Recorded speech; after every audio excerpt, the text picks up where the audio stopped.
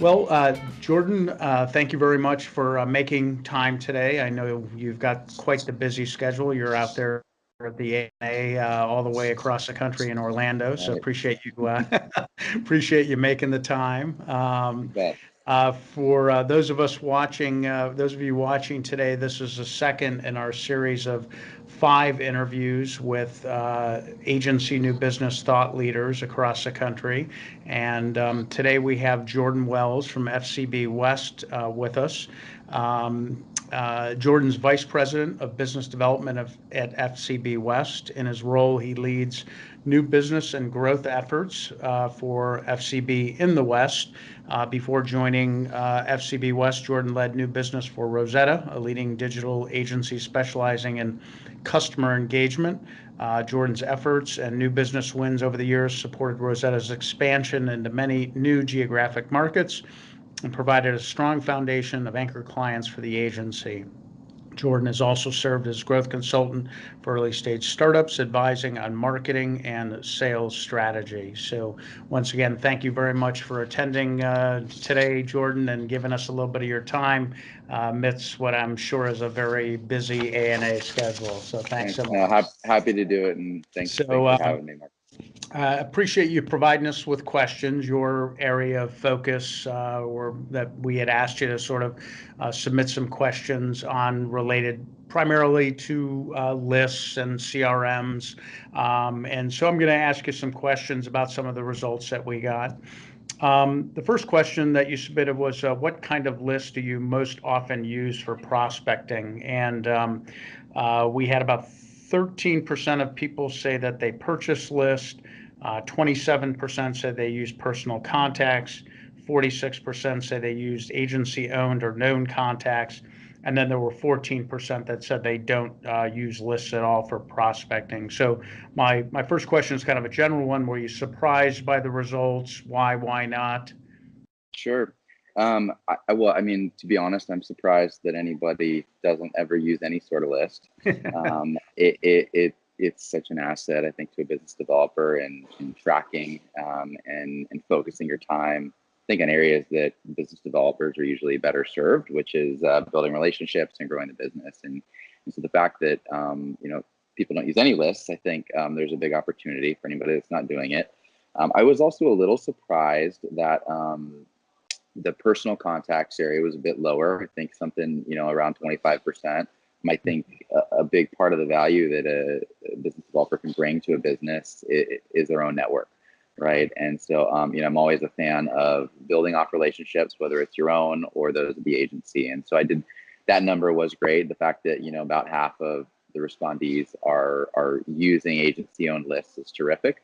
I'd say sometimes it's easy to get caught up in that and forget that those lists have been around and maybe those folks have heard from your agency, and there's a whole large ocean of other folks that have not out there. So I think looking into purchasing lists is a great way to expand that. And that was a pretty low list set of respondees too. Yeah. I was going to ask you, if I'm a small agency and I don't have a new business person, I'm the principal. What would your advice be to that principal? In term, maybe their personal, list of contacts isn't enormous. They haven't, worked in as many agencies as say somebody like yourself has. What advice would you give them on sort of starting up a new business program and managing lists? Yeah, I would say, one of the big values in lists for me is just being able to organize, whether it's by a region or by an industry. And there's a lot of different good ways to do it, but to have some organization of that process makes any sort of prospecting and discussion efforts that much easier. So just being able to organize by a list is tremendous rather than, a personal Rolodex. And secondarily, a principal has so many other considerations when running an agency, from Sure. Profitability and managing the business, that sourcing and keeping a list up to date, it can be a major headache. And, for me personally, I think it's not something that a principal, it's not the highest value area that they could be spending their time. Sure. And there's so many great resources out there to keep lists current and up to date. Right. Okay. And what advice would you give an agency as they sort of determine what lists and what sectors to build up? Is there a sort of a best practice process that you would recommend an agent follow if they're sort of, looking to build a program for themselves and wanting to, develop some lists or Sure. buy some lists? Everybody has their own approach. I'll tell you what's worked for me. Focusing on industry verticals. If you're an Okay. agency that covers a wide range, being able to have some focus in your outreach helps. I think it helps because you can have more strategic insight into the industry. You're reaching out to folks that are generally tackling similar business challenges. So it's a good way to stay focused, and that can cover a lot of industries. Um, Secondarily too, I personally like to break my target list into sort of higher value, higher touch, and then potentially longer tail, lower touch targets. There you So go. I think it just helps to know where to really spend the time and push, but not forget about those folks that it's a longer tail discussion. But just because they're not a high value doesn't mean you being in their ear on regular basis isn't going to be helpful. Right. I Okay. think the That's great. frequency is important. That's great. Great advice. All right. Moving on to our second question, we asked, how difficult or not do you find getting and maintaining contact data for your lists? And we had about 40% of respondents say it was either somewhat or very difficult. About 25% of them say it was somewhat or very easy. And then we had about 35% sort of sit in the middle, saying it was neither difficult or easy. Um, with 40% of the respondents saying that it was either somewhat or very difficult to get and maintain contact lists, why do you think it's so hard for agencies to manage and maintain lists? You would think it'd be a relatively simple Yeah. exercise, but what limits them from being able to do that effectively, in your opinion? I think what's interesting is there's more data and contact info out there than ever before, right? And there's free tools that do that, and with the world that LinkedIn's open, on one front there's so much more. On the other front, people are moving around more often, and so I think I would imagine it's not just finding contact info, but it's the maintenance of it, like the question. So I think it's keeping it current is a big challenge. And again, it's to me something that a business developer can have time better spent. Unless you're purely focused on lists, let someone manage that for you and Yeah. focus on how you're going to use those lists. Right, right. Is there any advice that you might be able to give an agency in streamlining that process? Is it maybe assigning, an underling to the task of sort of verifying information on a regular basis, or, what might you suggest? Yeah, I mean, I've had in the past team members that just focused on that. I think for somebody getting started or aspiring in a business development career, it can be a really great way to familiarize yourself with even with the structure of organizations, right? What does a director here versus a vice president here mean? How is that organization built and managed? Who's moving around? And so I think having somebody manage that can be really helpful. It can also dovetail nicely into beyond just the contact info, more of a CRM-esque level of data, and say, well, I was looking for so-and-so's contact info, and I learned that they just gave this presentation on X, Y, and Z. So here's their email, here's their phone number, and here's a great topic to discuss. So I think doing that digging can really help. And if you don't have that resource, again, there's really great resources of lists, that can be bought, that are fresh and current and helpful.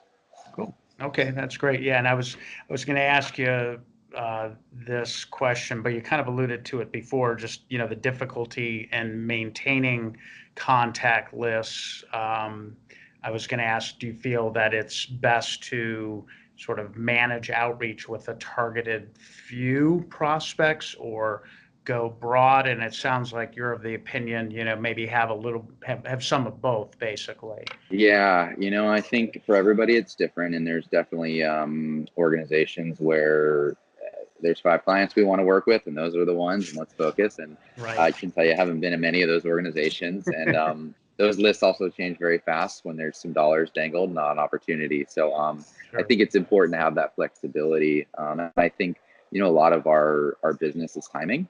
And I think focusing just on a few, that are maybe high value targets can also be a challenge, because if the time's not right for them to bring you in as a partner, it's going to be really frustrating. And so I think that longer tail, maybe less personal, but more ongoing kind of CRMS contact is also important. Right. Okay, cool. That's great. So our next question, our third question was, how often do you use a CRM when you prospect? And there were about 60% of the respondents that said always, often, sometimes. So it's good to see that there are a good number of folks using them. But we had, about close to 40% saying that they rarely or never. I'm just curious, in your opinion, what limits agencies from using CRMs or not using them, all the time? What have you seen? Is it just a resource, a time? What, and I yeah, yeah, go ahead. I think it's an understanding of value. Okay. It's not a cost thing. There's so many fantastic tools, from Salesforce to specific things, to the industry, that from a cost perspective, it's not a barrier. And even from a management perspective, I think the interface behind these tools is pretty easy, and use it. I think it's that, to some business developers, it's an added layer in their process, and they Right. don't see the value out of it. I mean, I can tell you, I've worked at organizations that had pretty robust instances of Salesforce, and they were overly complex, and that kept the team from inputting data, because it was just another layer, and they Yeah. didn't really see what they got out of it. It was like, well, somebody, in the central reporting is going to see this, but that doesn't help me close deals. Right. So I think it's a function of the value that you're getting out of the system is not there, and it's unfortunate, because it can be really valuable. Yeah. And ironically, we're marketing agencies. We should really know the value that comes out of doing marketing. But I think that's what's driving that. It shocked me that 1 in 4 respondents that aren't using a CRM at all. Yeah. Yeah. Are some of these just overbuilt for the agency world, do you think? Or I think so. Yeah. I mean, in instance I mentioned where with Salesforce, we had to do a pretty major overhaul, and that involved cutting down data. okay. And that's not necessarily ever a good thing, but you've got salespeople that are on the go and in meetings, and so Yeah. to sit down in front of their computer and fill in, a bunch of fields is difficult. And they really have to see the value that tool is giving them back. And Yeah. it shouldn't just be a report tool, right? It should be a tool for managing communications and actively providing suggestions on communications in an ongoing manner. Right. Yep. Yep. Yeah. And I would imagine it takes some real discipline on the part of a salesperson, to your point, to just, find the time to take that administrative, task and put it into action when you've got to really see the value in it, because it isn't an immediate, value deliverable. It's something that, pays off over time.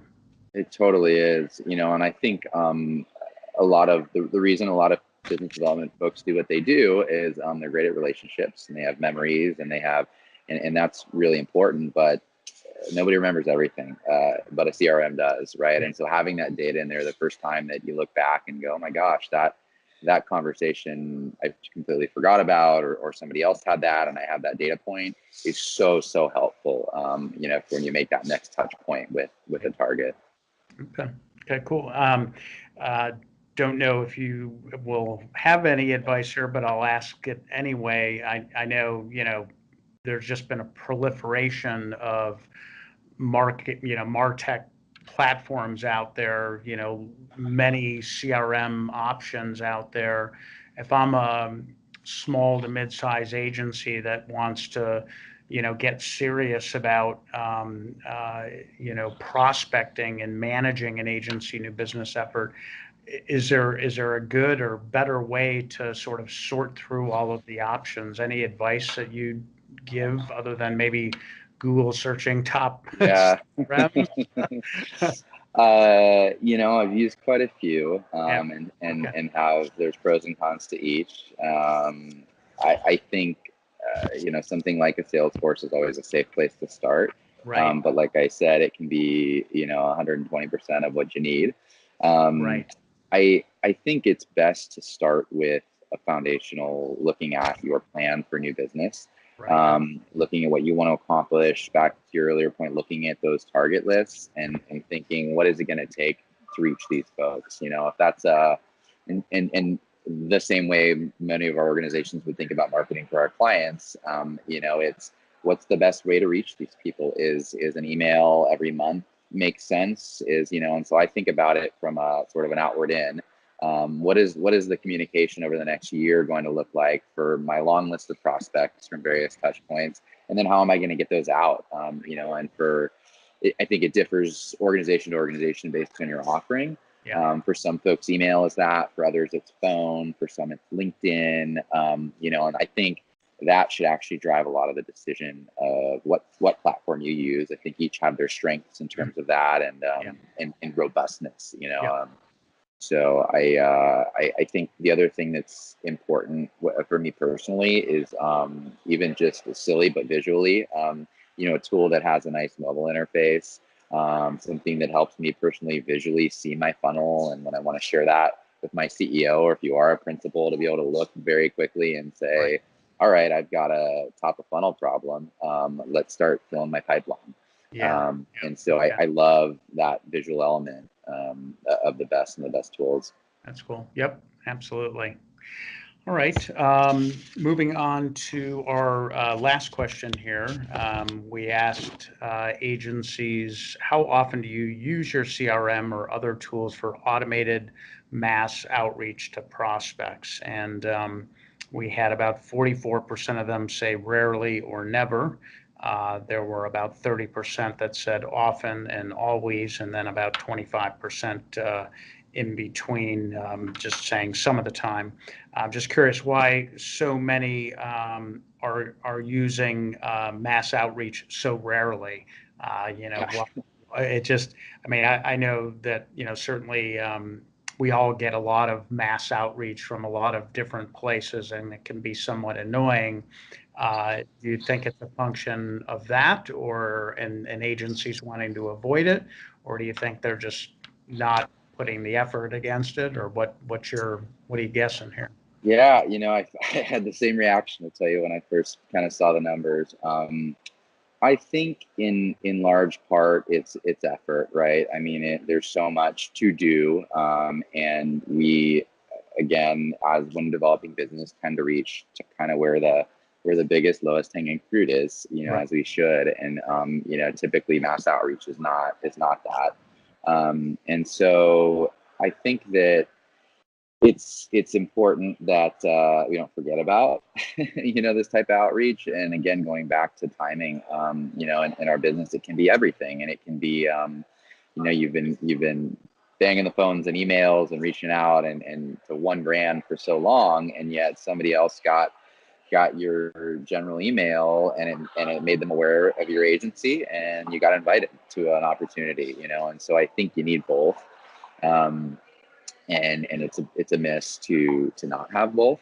But and if time is the biggest challenge for us in executing, especially the mass outreach, and bandwidth, then really focus on what matters, and then push yourself to, if it's a quarterly newsletter, or it's some sort of piece of content that still represents your brand in the right way, Right.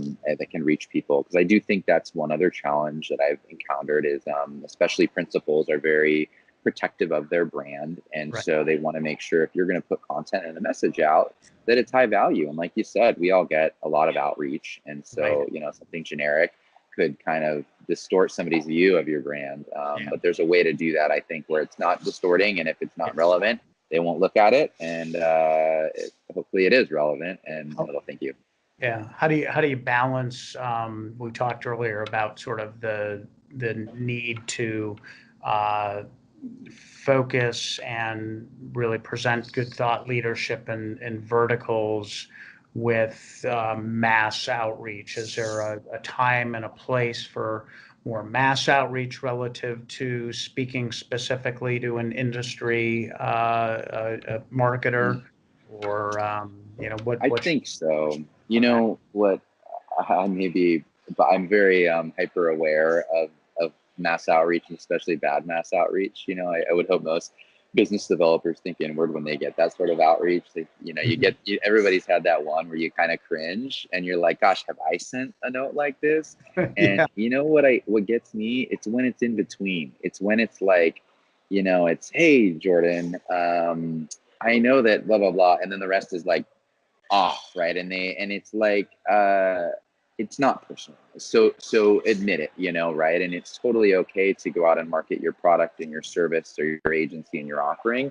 But if you're doing that in a way that's about you, keep it about you. And if you're doing it in a way that's about the brand and your target, then do that, And I think that when you skew it, it gets a little uncomfortable. Yeah. Yeah. Um, We talk here about sort of building up permission to be able to push self-promotional stuff out to prospects.